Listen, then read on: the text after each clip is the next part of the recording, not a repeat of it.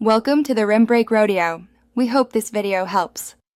You start by identifying hotspots, kitchen baseboards under the fridge and behind the stove.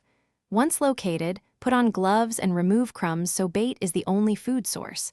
You should place 3 raid stations per hotspot, hugging the wall where roaches travel.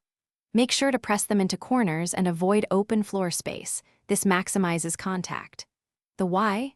Roaches prefer edges and dark paths, so edge placement increases encounters and uptake of the bait. Once done placing stations, monitor them closely.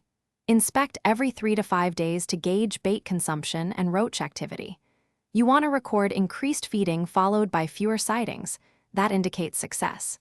Make sure not to use sprays or foggers near stations because those repel roaches and reduce bait effectiveness. If bait is untouched after a week, move it a few inches along the travel path. The why? Small adjustments align bait with shifting roach routes, and you finish by keeping bait in place until activity is minimal, usually 2 to 4 weeks. This ensures the slow-acting bait reaches the colony. Once activity drops, remove empty stations and seal entry points to prevent reinfestation.